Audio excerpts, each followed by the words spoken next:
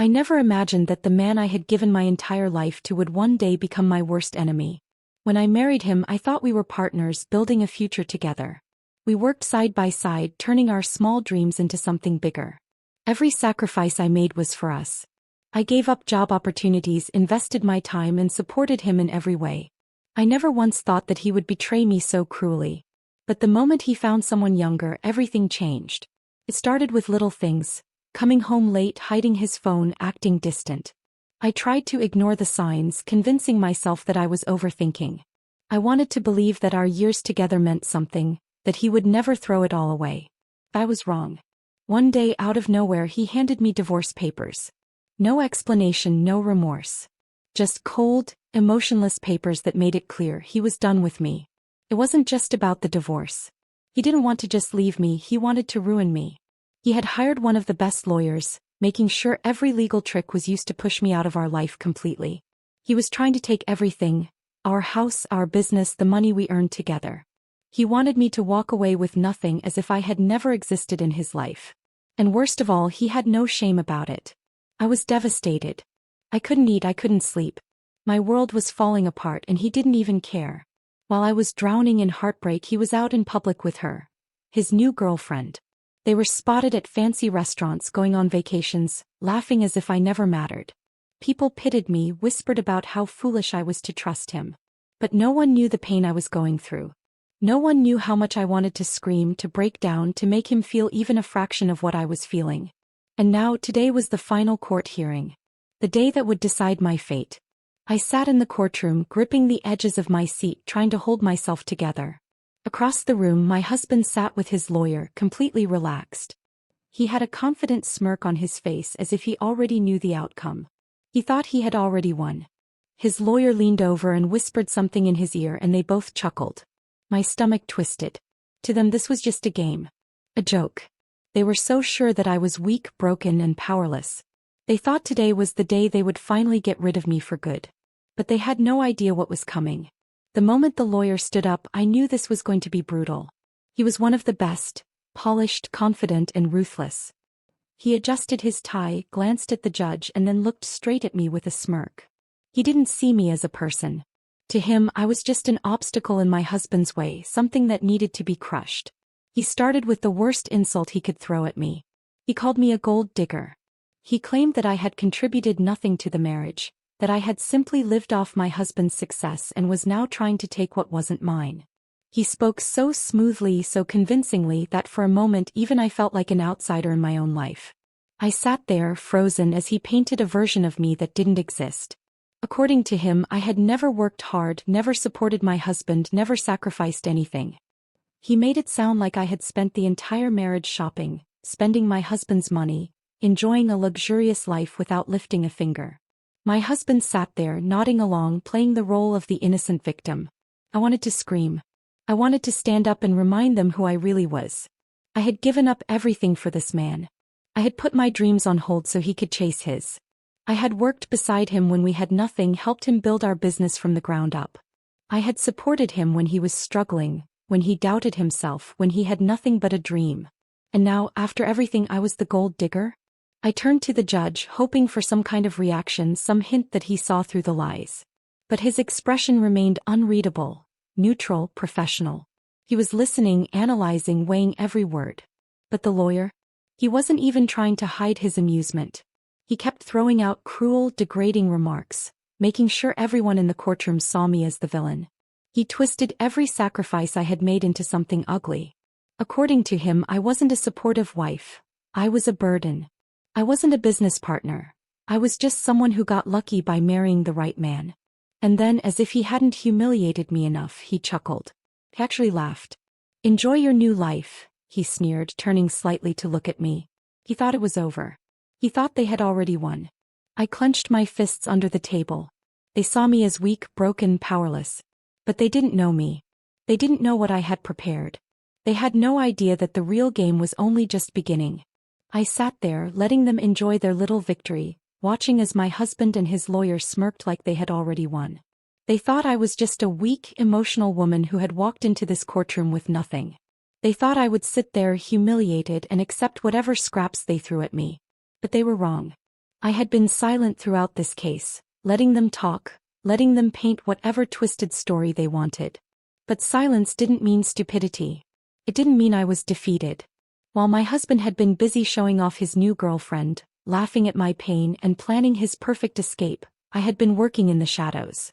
I had one last move and it was about to destroy everything he had built. See, my husband thought he was the smart one. He thought he had planned everything perfectly, leaving me with nothing while he walked away with everything. But what he didn't realize was that I had been planning too. And I had planned better. The moment I realized what he was trying to do, leaving me with nothing while taking everything for himself, I knew I couldn't just sit back and let it happen. I wasn't the same woman who used to beg for his love. I wasn't the same person who used to cry herself to sleep, wondering where she had gone wrong. I had changed. And if he wanted a war, then I was going to give him one. So I hired my own lawyer. Secretly. I didn't tell anyone, not even my closest friends, because I knew that my husband was watching me.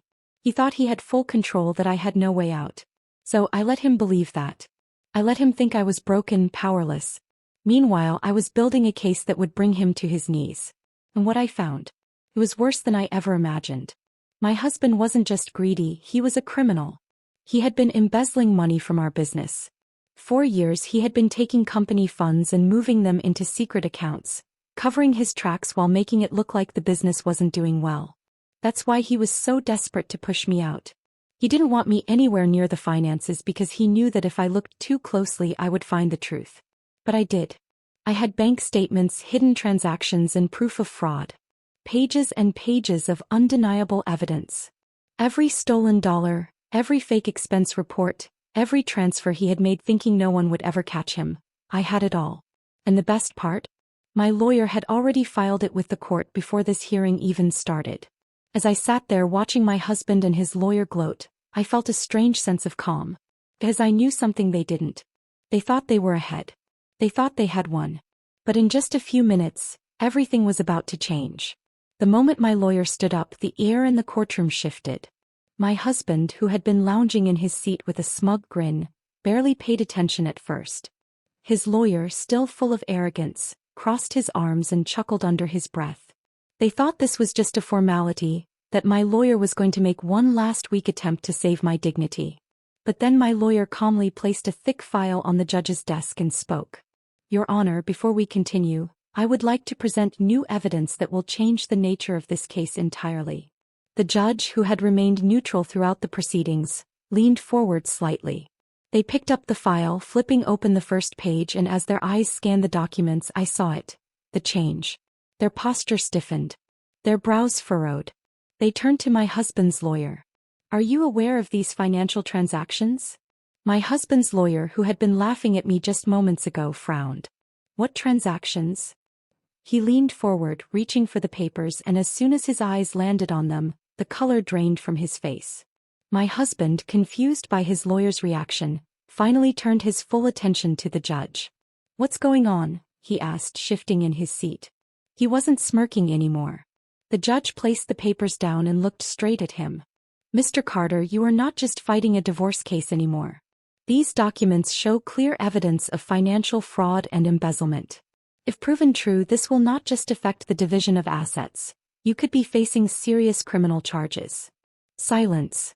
I felt the weight of the moment sink in as my husband's expression crumbled. He blinked, his mouth opening and closing as if trying to find words. His confidence, the arrogance that had been fueling him all this time, vanished. His lawyer started flipping through the documents frantically, beads of sweat forming on his forehead. Your Honor, this is highly irregular. We need time to review.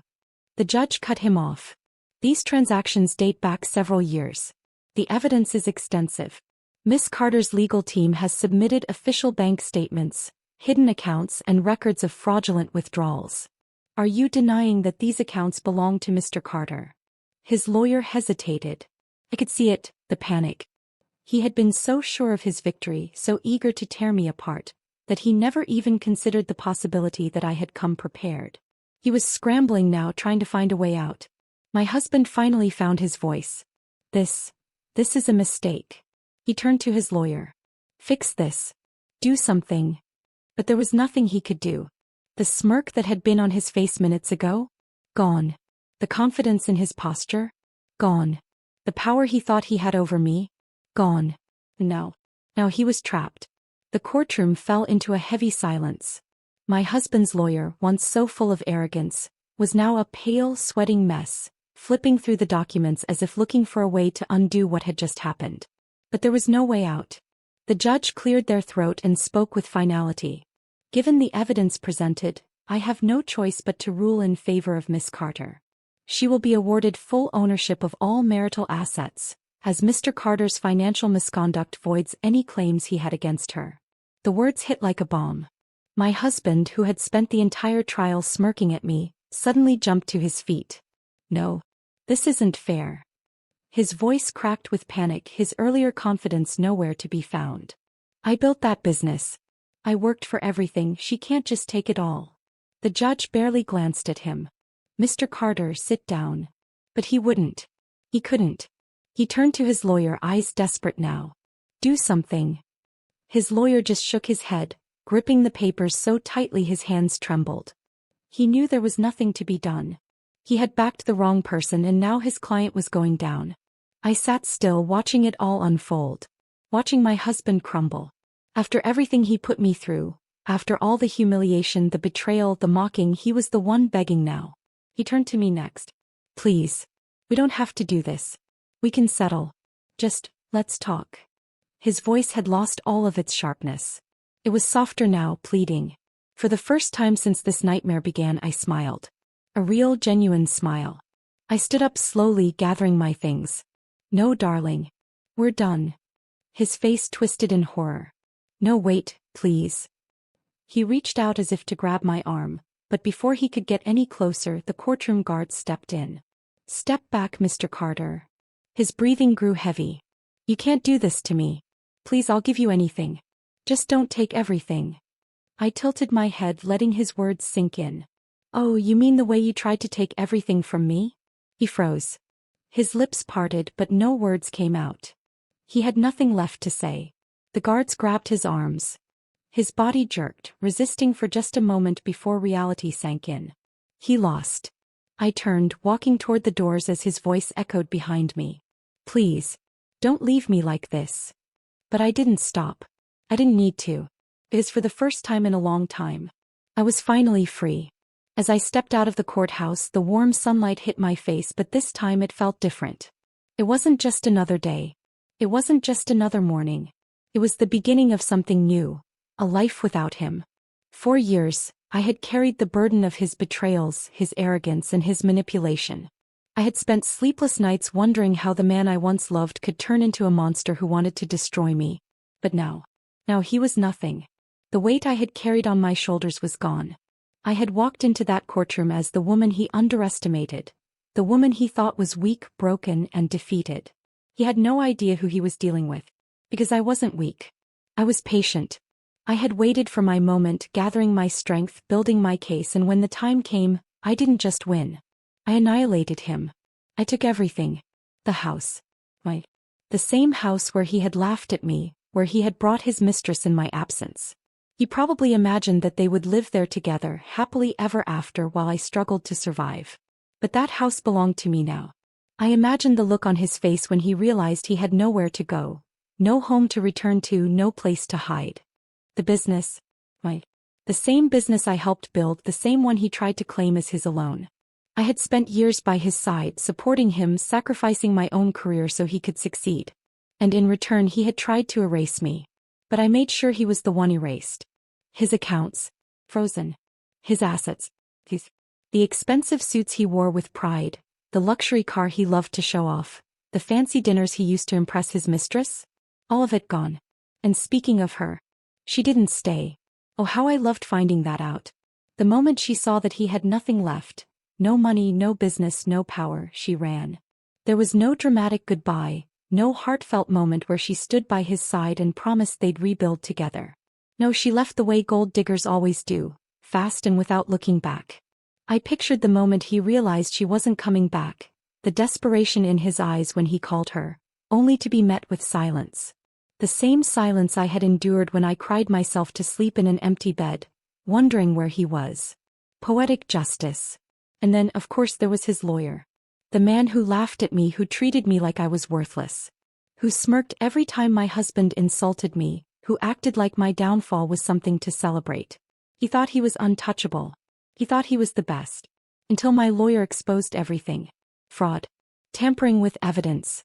Unethical practices that had been hidden for years. His entire career went up in flames, just like my husband's life. I wondered if he regretted it. If he regretted taking my husband's case, mocking me, underestimating me.